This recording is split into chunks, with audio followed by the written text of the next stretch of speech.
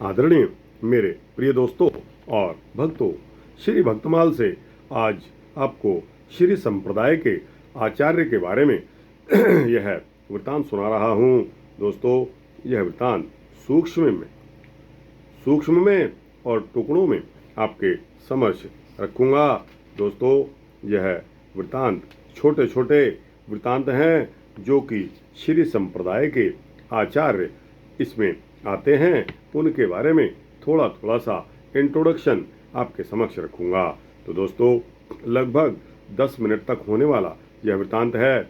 उम्मीद करता हूँ कि आप श्री भक्तमाल के इस श्री संप्रदाय के आचार्यों को जानने के लिए इस वृत्तांत को अंत तक देखेंगे और दोस्तों, इसको बीच में छोड़कर कतई नहीं जाएंगे। तो दोस्तों, आइए, श्री संप्रदाय के आचार्य कौन हैं और कहाँ से श्री संप्रदाय का प्रतिपादन हुआ। तो दोस्तों, आइए इस वृत्तांत को शुरू करने की इजाजत दीजिए।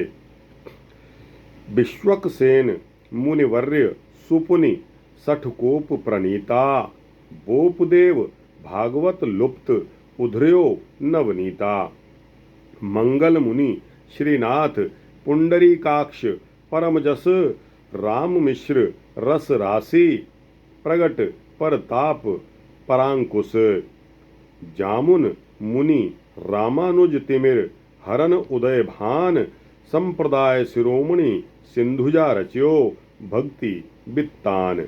दोस्तों और भक्तों, समुद्र सुता श्री लक्ष्मी जी ने सभी संप्रदायों में श्रेष्ठ श्री संप्रदाय को भक्ति के मंडप के समान बनाया, जिसके नीचे जिसके पास आकर त्रय ताप से तपे प्रेमियों ने शरण पाई। भगवान के पार्षद श्री विश्वक्सेन जी श्री लक्ष्मी जी के अनुयायी हुए। पश्चात मुनि श्रेष्ठ जी श्री शठकोप जी, जिनके द्वारा पवित्र श्री संप्रदाय परिवर्धित हुआ। फिर श्री बोपदेव जी हुए, जिन्होंने श्रीमद् भगवत रूपी मक्खन को प्रकट किया। इसके पश्चात मंगलकारी श्रीनाथ मुनि, उनके बाद परम यशस्वी श्री पुंडरीकाक्ष जी, तदनंतर भक्ति रस के समूह श्री राम मिश्र जी हुए। फिर पराकुंशाचार्य जी, जिनका प्रताप संसार में प्रकट है, उनके पश्चात श्री यमुनाचार्य जी, और फिर अज्ञान रूपी अंधकार को हरने वाले सूर्य के समान श्री रामानुजाचार्य जी हुए। तो दोस्तों, श्री संप्रदाय के बारे में इन आचार्यों के से कुछ का संक्षिप्त विवरण मैं आपके समक्ष आपको सुना रहा हूँ। दोस्तों, श्री विश्वक्सेन जी के बारे में एक छोटी सी 2 मिनट का यह वृत्तांत है। श्री विश्वक्सेन जी श्री भगवान के पार्षद हैं तथा पंचरात्र आदि आगम रूप भी कहे गए हैं। दोस्तों, विश्वक्सेन इस तंत्र मूर्ति विदितः पार्षदाधिपः श्रीमद्भागवत के 12वें अध्याय का 11वां श्लोक आया है। भगवान विष्णु के पार्षदों में इनका वही स्थान है जो शिव पुराण में श्री गणेश जी का स्थान है। इस संप्रदाय की आद्य प्रवर्तिका भगवती लक्ष्मी ने सर्वप्रथम इन्हीं को श्री नारायण मंत्र की दीक्षा दी थी।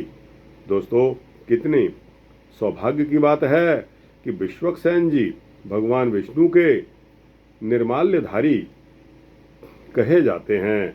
वे चतुर्भुज हैं। उनके हाथों में शंख, चक्र, गदा और पद्म रहते हैं। वे श्वेत पद्म पर विराजमान रहते हैं। बम बीज मंत्र से उनकी पूजा होती है। कौन सा बीज मंत्र? बम बीज मंत्र से उनकी पूजा होती है।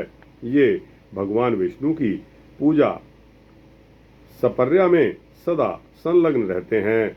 भगवान विष्णु के विशेष पूजन में इनका भी साथ में पूजन किया जाता है। भगवत भक्तों पर इनका बड़ा ही अनुग्रह रहता है। दोस्तों, इसके पश्चात आते हैं श्री षठकोपाचार्य जी महाराज। षठकोपाचार्य जी तमिल वैष्णव संतों में महात्मा षठकोप का स्थान बहुत ऊंचा और आदर के साथ लिया जाता है।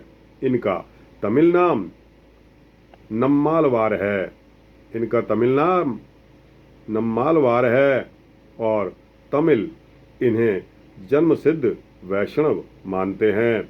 इनके प्रसिद्ध नाम षठकोपन और मारन भी हैं। ये भगवान विष्णु के प्रमुख पार्षद विश्वक्सेन के अवतार माने जाते हैं।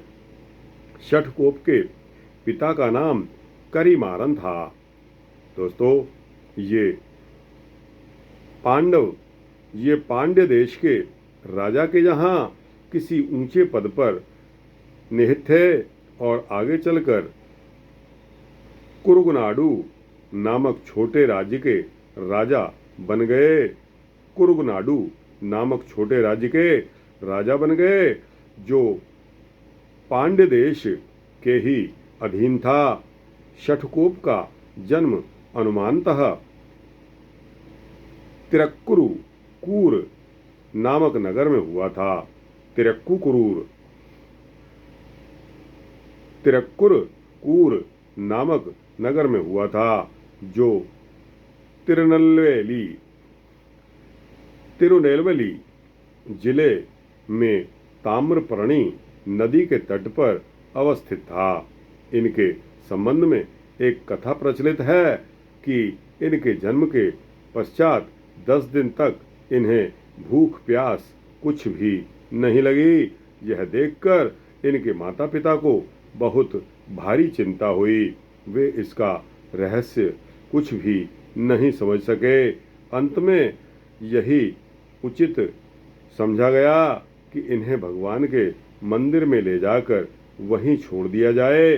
बस इस निर्णय के अनुसार इन्हें स्थानीय मंदिर में एक इमली के वृक्ष के नीचे ऐसे ही छोड़ दिया गया। तब से लेकर 16 वर्ष की अवस्था तक बालक नम्मालवार उसी इमली के पेड़ के कोटर में योग की प्रक्रिया से ध्यान और भगवान श्री हरि के साक्षात्कार में लगे रहे। नम्मालवार की प्रसिद्धि दूर दूर तक फैल गई। तिरक्कोइलूर नामक स्थान के एक ब्राह्मण जो मधुर कवि के नाम से विख्यात थे, उस स्थान पर आ पहुँचे जहाँ ये बालक भक्त अपने भगवान श्री नारायण का ध्यान कर रहे थे। इतिहास बताता है कि जब नम्मालवार जी ध्यान में मग्न थे, दयामय भगवान नारायण उनके सामने आकर प्रकट हुए और उन्हें ओम नमो नारायणाय, ओम नमो नारायणाय इस अष्टाक्षर मंत्र की दीक्षा दी। बालक षठकोप पहले से ही विशेष शक्ति संपन्न थे और अब तो वे महान आचार्य और धर्म के उपदेष्टा बन गए।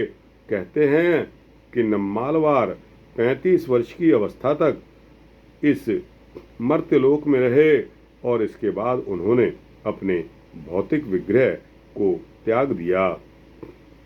कहा जाता है इनके जीवन का अधिकांश भाग राधा भाव में ही बीता। वे सर्वत्र सब समय सारी परिस्थितियां और घटनाओं में अपने इष्ट देव में ही रमे रहते थे। ये भगवान के विरह में रोते, चिल्लाते, नाचते, गाते तो कभी मूर्छित हो जाते थे। इसी बीच में इन्होंने कई भक्ति भावपूर्ण धार्मिक ग्रंथों की भी रचना कर डाली जो बड़े विचारपूर्ण, गंभीर और भगवत प्रेरित जान पड़ते हैं। इनके प्रधान ग्रंथों के नाम हैं तिरुविरुत्तम, तिरुवशिरियम, पैरिय, तिरुवंत और तिरवायोमी तिरवायमोली हैं महात्मा छठ कोश के ये 4 ग्रंथ वेदों के तुल्य माने जाते हैं। इन चारों में भगवान श्री हरि की लीलाओं का वर्णन है और ये चारों के चारों भगवत प्रेम से ओतप्रोत हैं। ग्रंथकार ने अपने को प्रेमिका के रूप में व्यक्त किया है और श्री हरि को प्रियतम माना है। तिरुविरुतम में आदि से अंत तक यही भाव भरा हुआ है। इनके ग्रंथों से अकेले तिरुवायोलिम में, जिसका अर्थ है पवित्र उपदेश, 1000 से ऊपर पद हैं। दक्षिण के वैष्णवों में प्रधान ग्रंथ दिव्य प्रबंधम के चतुर्थांश में इसी के पद संग्रहित हैं। मंदिरों में धार्मिक साहित्य में तिरुवायोमोलिका अपना निराला ही स्थान रखता है। वहाँ इसके पाठ का महत्व उतना ही माना जाता है जितना वेद अध्ययन और वेद पाठ का, क्योंकि इसी में वेद का सारा सार भरा हुआ है। दोस्तों, यह वृतांत श्री षठकोपाचार्य जी महाराज के बारे में यहाँ समाप्त होता है। आगे श्री संप्रदाय के इन्हीं आचार्यों के बारे में श्री बोपदेव जी का आपके सामने संपर्क रखा जाएगा, वृतांत रखा जाएगा। और इसके अलावा श्री नाथ मुनि जी, श्री पुंडरीकाक्ष जी, श्री राम मिश्र जी, श्री यमुनाचार्य जी के अलावा जो भी आचार्य इसमें दिए गए हैं, उन सभी का, श्री रामानुजाचार्य का भी आपके समक्ष यह वृतांत रखे जाएंगे, जो कि सूक्ष्म वृतांत हैं, छोटे छोटे से वृतांत हैं। तो दोस्तों, श्री संप्रदाय का यह वृतांत यहाँ समाप्त होता है। आपको अच्छा लगा हो तो इसको लाइक और शेयर करते हुए अपने दोस्तों, भक्तों, मित्रों, जिज्ञासुओं तक पहुँचा देना। कमेंट सेक्शन में अपनी राय देना और इस चैनल को सब्सक्राइब कर देंगे तो आपको इसी तरह के सूक्ष्म भक्ति वृतांत सबसे पहले मिलेंगे। जय श्री हरि, जय श्री हरि विष्णु।